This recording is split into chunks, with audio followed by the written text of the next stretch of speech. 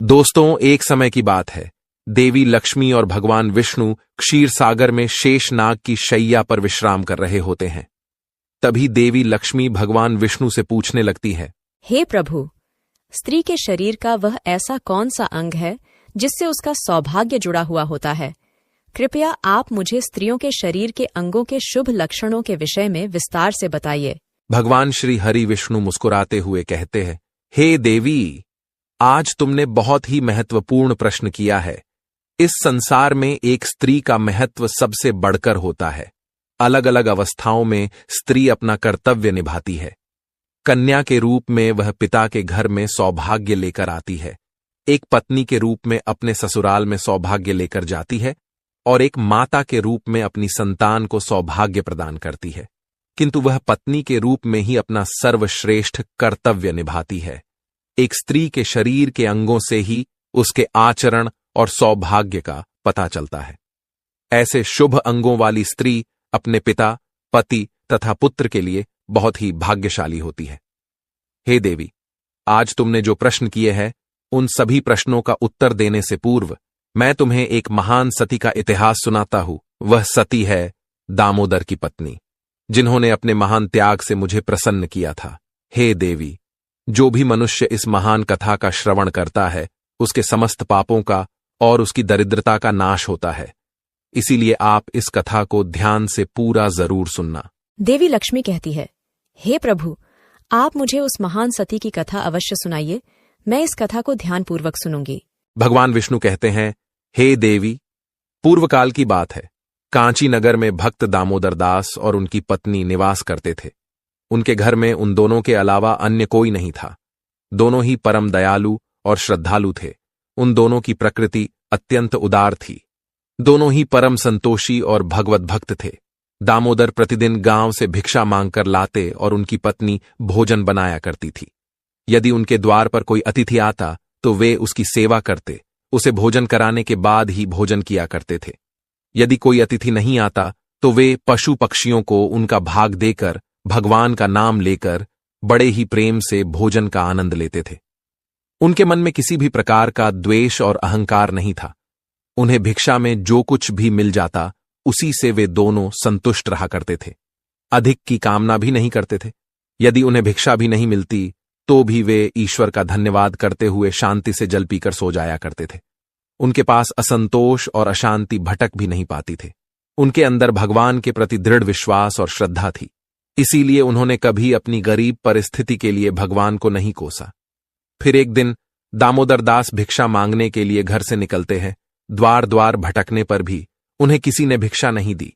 उस दिन उन्हें अन्न का एक दाना भी नहीं मिला, जिससे निराश होकर दामोदर दास अपने घर पर आ गए और अपनी पत्नी से कहने लगे, हे प्रिय, आज तो भिक्षा में अन्न का एक दाना भी नहीं मिला है। लगता है आज के दिन भूखा ही सोना पड़ेगा। शायद प्रभु की भी यही इच्छा है। फिर उतने में ही उनके द्वार पर एक अतिथि आ जाता है और द्वार पर खड़ा होकर कहने लगता है, घर में कौन है भैया? मैं अतिथि हूं और अत्यंत भूखा हूं। मुझे खाने के लिए कुछ दो। मैं तुम्हारे द्वार पर बड़ी आशा लेकर आया हूं। दामोदर ने देखा कि द्वार पर एक अत्यंत वृद्ध बूढ़ा व्यक्ति खड़ा है, जो बहुत ही कमजोर और भूखा दिखाई पड़ रहा था। उसे देखकर दामोदर दास ने उन्हें प्रणाम किया और इस प्रकार से कहने लगे, हे स्वामी, पधारिए, इस गरीब के घर पर आपका स्वागत है। इस दास के लिए क्या आज्ञा है? फिर उस बूढ़े साधु ने कहा, हे विप्रवर, मैंने सुना है कि तुम अतिथि का बड़े आदर के साथ स्वागत करते हो तथा उन्हें भोजन प्रदान करते हो। तुम्हारे द्वार से कोई भी प्राणी लौट कर नहीं जाता, इसीलिए मैं तुम्हारे द्वार पर आया हूं। तुम भगवान विष्णु के बड़े भक्त हो, इसीलिए मुझे विश्वास है कि तुम मुझे खाने के लिए कुछ न कुछ अवश्य दोगे। इसीलिए मैं मुट्ठी भर अन्न पाने के लिए तुम्हारे द्वार पर आया हूं। कृपा करके मेरी भूख मिटाओ। मैं भूख से अत्यंत व्याकुल हो रहा हूं। कई दिनों से मैंने भोजन नहीं किया है। मेरे अंदर अब चलने फिरने की भी शक्ति नहीं है। यदि मुझे अन्न नहीं मिला तो मैं तुम्हारे द्वार पर ही प्राण त्याग दूंगा। उस बूढ़े साधु के ऐसे वचन सुनकर दामोदर दास को बहुत दुख हुआ। फिर दामोदर दास ने उस बूढ़े साधु को सहारा देते हुए घर के अंदर बुलाया। दामोदर ने अपनी पत्नी से कहा, हे प्रिय, घर पर अतिथि आए हैं, उनके लिए भोजन का प्रबंध करना होगा। यह सुनते ही दामोदर की पत्नी ने कहा, हे स्वामी, घर में मिट्टी की फूटी हुई खाली हांडी के अलावा कुछ नहीं है। घर में अन्न का एक दाना भी नहीं है।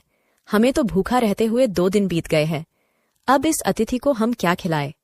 आज भी आप भिक्षा में कुछ भी नहीं लाए हैं।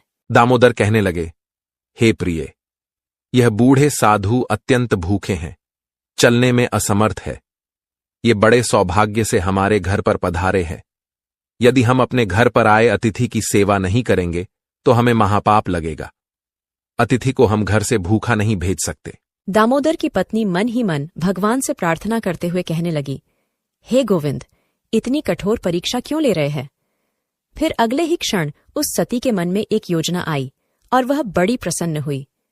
उसने अपने पति से कहा, हे नाथ, आप चिंता न कीजिए, आज अतिथि की सेवा बड़े प्रेम से होगी। आप पड़ोस से कैंची लेकर आइए। ये बात सुनकर दामोदर को आश्चर्य हुआ और वे तुरंत ही दौड़कर गए और पड़ोस से एक कैंची लेकर आ गए और कहने लगे, हे प्रिय, ये लो कैंची, अब बताओ इससे अतिथि की सेवा कैसे होगी? दामोदर की पत्नी ने कहा, हे स्वामी, आप इस कैंची से मेरे केश काट लीजिए। यह बात सुनते ही दामोदर अचानक से चौंक गए और कहने लगे, हे देवी, स्त्री के केश ही उसके सबसे बड़े आभूषण होते हैं। केश के बिना स्त्री का सौभाग्य और चरित्र भी नष्ट हो जाता है। स्त्री के लंबे केश ही उसकी सुंदरता के प्रतीक होते हैं। मैं यह पाप नहीं कर सकता। दामोदर की पत्नी ने जोर देते हुए कहा, हे स्वामी, आप चिंता न कीजिए, शायद यही प्रभु की इच्छा है। आप निसंकोच होकर केश काटिए। फिर दामोदर ने कांपते हुए हाथों से चारों ओर के केश छोड़कर बीच के सारे केश काट लिए। दामोदर की पत्नी ने उन केशों को लेकर उनसे एक डोरी बना दी और कहा, हे स्वामी, आप इस डोरी को लेकर बाजार में जाइए और इसे बेचकर भोजन की सामग्री लेकर आइए। फिर दामोदर दास उस डोरी को लेकर बाजार गए। सौभाग्य से वह डोरी तुरंत ही बिक गई। उसे प्राप्त धन से दामोदर ने चावल, दाल, आटा, घी, चीनी और सब्जी आदि सभी आवश्यक सामग्री खरीद ली और उसे लेकर बड़ी ही प्रसन्नता से लौटकर घर आ गए। फिर दामोदर की पत्नी ने बड़ी शुद्धता और प्रेम से रसोई बनाई। उन्होंने घर आए उस बूढ़े अतिथि को आसन पर बड़े आदर और प्रेम के साथ बिठाया। उस साधु को बूढ़ा समझकर दामोदर की पत्नी ने उसे थोड़ा ही भोजन परोसा, किंतु वह साधु तो बड़ा ही विचित्र था। जब उस साधु ने भोजन करना शुरू किया तो कुछ ही क्षणों में उसने परोसे हुए भोजन को खाकर समाप्त कर दिया। उस सती ने फिर से थोड़ा भोजन परोस दिया। थोड़ा थोड़ा करते हुए उस साधु ने दामोदर की पत्नी ने बनाई हुई सारी रसोई खा ली और फिर अपने पेट पर हाथ रखते हुए कहने लगा, तुम दोनों की सेवा से मैं बहुत प्रसन्न हुआ। आज अनेक दिनों बाद मुझे इतना भोजन प्राप्त हुआ है। तुम्हारे बारे में जो कुछ भी सुना था वह सत्य ही था।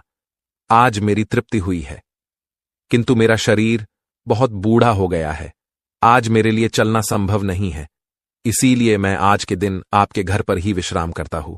शाम को केवल 1 हांडी चावल से काम चल जाएगा। उस साधु के द्वारा इतना कहते ही दामोदर ने कहा, जो आज्ञा महाराज, आप विश्राम कीजिए, मैं शाम के भोजन का प्रबंध किए देता हूं। इतना कहकर दामोदर अपनी पत्नी के पास गए और उससे कहने लगे, हे प्रिय, हमारे अतिथि में चलने की शक्ति नहीं है, इसीलिए वे आज हमारे घर पर ही विश्राम करेंगे। किंतु अब संध्या के भोजन का क्या होगा? संध्या को भोजन हम कहां से बनाएंगे?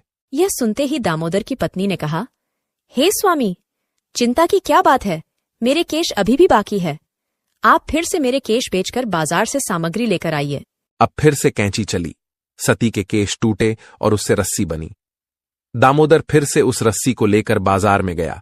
सौभाग्य से वह भी बिक गई और उसने उस धन से भोजन की सामग्री खरीद ली और लेकर घर लौटकर आ गया।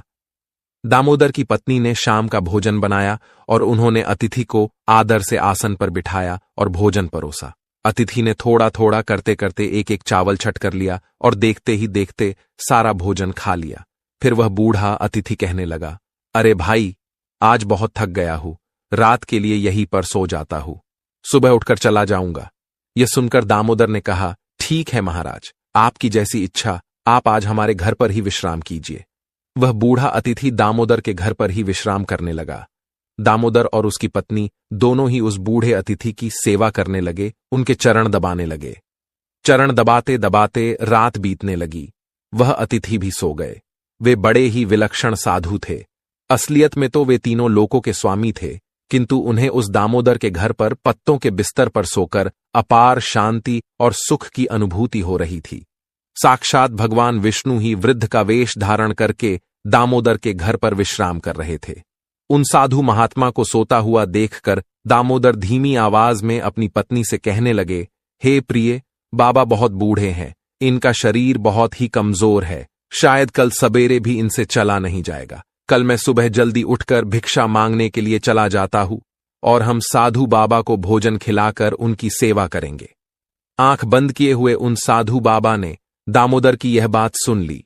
उन दोनों पति पत्नी का त्याग और उनका अतिथि प्रेम देखकर संपूर्ण विश्व का पालन करने वाले भगवान विष्णु की आंखें भर आई। श्री हरि तो भक्त वत्सल है, वे जो भी लीला रचते हैं उसमें उनके भक्तों का ही कल्याण होता है। पैर दबाते दबाते वे दोनों ही पति पत्नी साधु बाबा के चरणों के पास ही सो गए। फिर साधु बाबा ने उस दामोदर की पत्नी के सिर पर हाथ फेर दिया। हाथ फेरते ही उस सती के सिर पर काले घने और लंबे बाल उग आए। फिर उन्होंने दामोदर के शरीर पर हाथ फेर दिया, जिससे दामोदर स्वस्थ तथा अत्यंत पवित्र हो गए। भगवान ने दामोदर की झोपड़ी में दृष्टि घुमाई तो वह उसी क्षण में एक विशालकाय महल में बदल गई। उस महल में अनंत रत्न सुवर्ण माणिक मोती एकत्रित हो गए और फिर भगवान बोले, हे सती, तुम्हारी भक्ति और समर्पण से मैं अत्यंत प्रसन्न हूं। आजीवन तुम दोनों अपनी साधना पूरी करके वैकुंठ लोक जाओगे। मैं छाया की तरह सदैव तुम दोनों के साथ रहूंगा। इतना कहकर भगवान विष्णु उस स्थान से अंतर्ध्यान हो गए। कुछ देर बाद जब दामोदर की पत्नी की नींद खुली तो वहां का नजारा देखकर वह आश्चर्यचकित हो गई। कल की सारी घटना उसको याद थी। अचानक से केस कैसे उगाए, ये दुर्लभ वस्त्र, आभूषण, अनमोल रत्न, यह महल अचानक कहां से आ गया। उसने तुरंत ही अपने पति को जगाया। जब दामोदर ने यह सब चमत्कार देखा तो उसे भी अपनी आंखों पर विश्वास नहीं हुआ। वे दोनों ही एक दूसरे की ओर देखकर सोच में पड़ गए।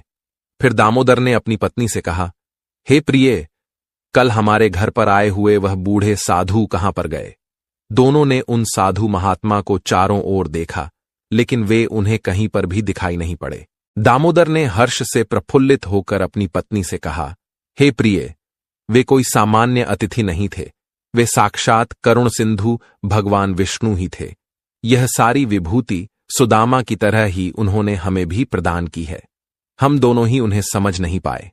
भगवान विष्णु कहने लगे, हे देवी, इस प्रकार से दामोदर की पत्नी ने एक स्त्री के सबसे महत्वपूर्ण आभूषण का त्याग करके अपनी भक्ति की परीक्षा दी।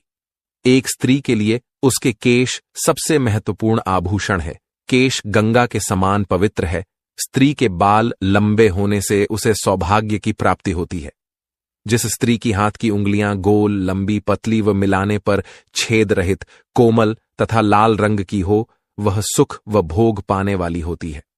जिसके नाखून लाल, कोमल, ऊंचे और चिकने हो, वह ऐश्वर्य प्राप्त करती है। जिस स्त्री के गर्दन में 4 अंगुल नाप की साफ 3 रेखाएं हो, तो वह गहनों से सजी रहती है। जिस स्त्री की भौहें ऊंची, कोमल, सूक्ष्म, आपस में मिली हुई व धनुष के समान है, वह भी सुख व सौभाग्य देने वाली होती है। भगवान विष्णु के अनुसार यदि किसी महिला का चेहरा गोल होता है और उसकी नाभि दाईं ओर झुकी हुई है, वो आगे जाकर भाग्यशाली होती है और प्रसिद्धि प्राप्त करती है। तो दोस्तों, इस प्रकार से भगवान विष्णु ने देवी लक्ष्मी को स्त्री के लंबे बालों का महत्व बताया है। उम्मीद है आपको यह जानकारी अच्छी लगी होगी। वीडियो को लाइक जरूर करें। कमेंट में जय श्री हरि विष्णु, जय मां लक्ष्मी जरूर लिखें। साथ ही चैनल को सब्सक्राइब करें। आप सभी का धन्यवाद।